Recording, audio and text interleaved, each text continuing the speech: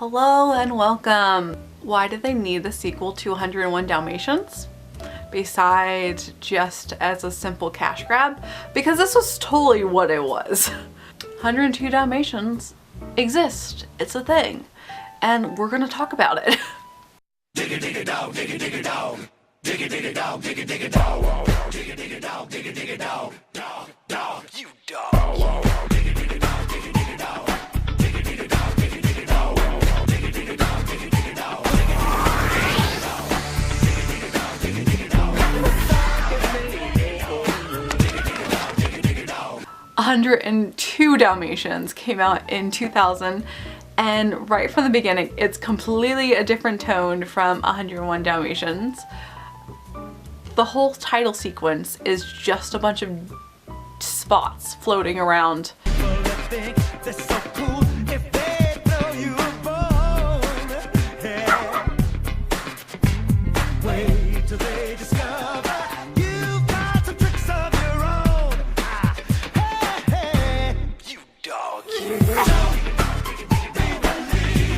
This was the 2000 era. This is the turn of the century, the new millennium, and everything was so futuristic, and this was what comedy was back then.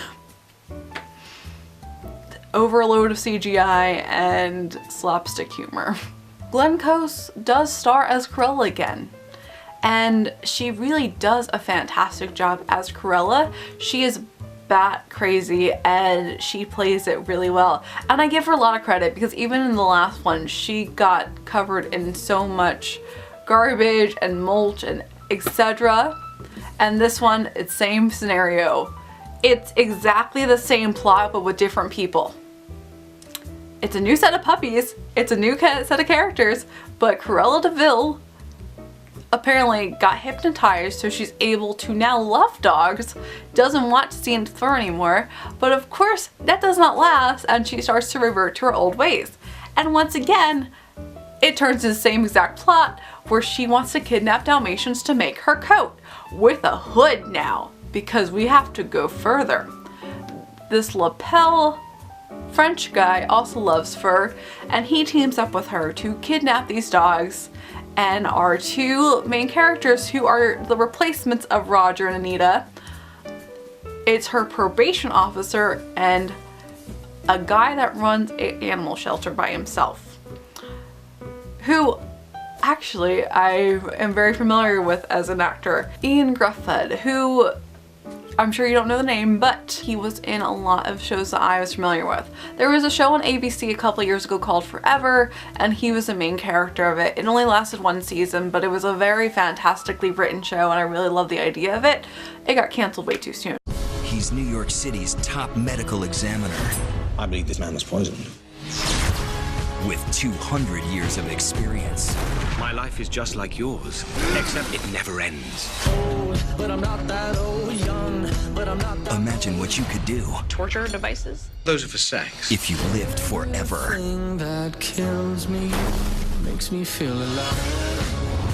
Forever. Series premiere Tuesday, September 23rd on ABC. But also he is in Fantastic Four. He plays Mr. Fantastic, and we are going to cover those films a little bit later on next month. So we're going to be talking about him once more.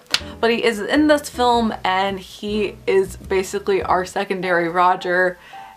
Falls in love, same scenario, etc, etc. Exactly the same plot, but with different people, different animals. You know the drill. There's really nothing great about this film. The jokes are completely stupid and the whole script is completely stupid.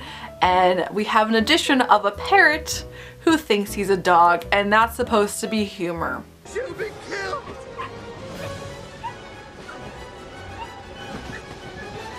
There's one dog in particular that isn't a dog at all. Fill up, Keth, or a very hungry dog. He's a Rottweiler. Hello. It's funny because he looks like I'm cool. He's a bird who's grown up with dogs and he thinks he's a dog. So we taught him dog behaviors. Good. Hop. Hop. Anything a dog can do, she can do. 2000, everyone. It was a dark time. The only really cool thing that I liked about this film, besides the actors, is that they do homage to Tony's Restaurant and Lady and the Tramp. So I like the little subtlety that they continue this tradition where the dogs watch a film on television.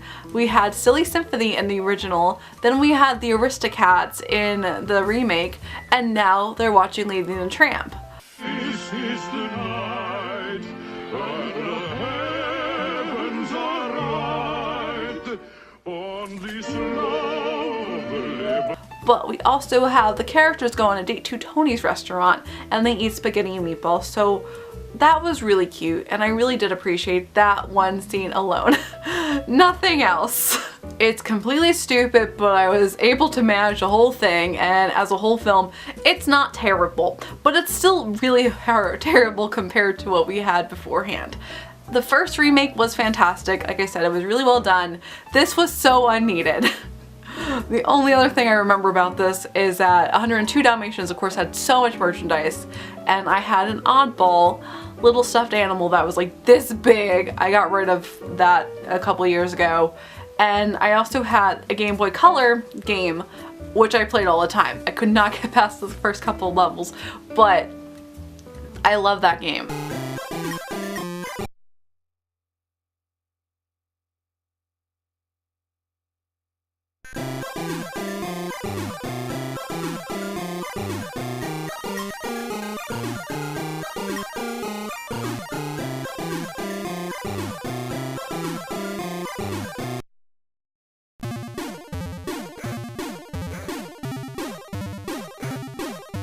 So there was tons of merchandise that I do remember because this was around the time when I was like close to being a tween.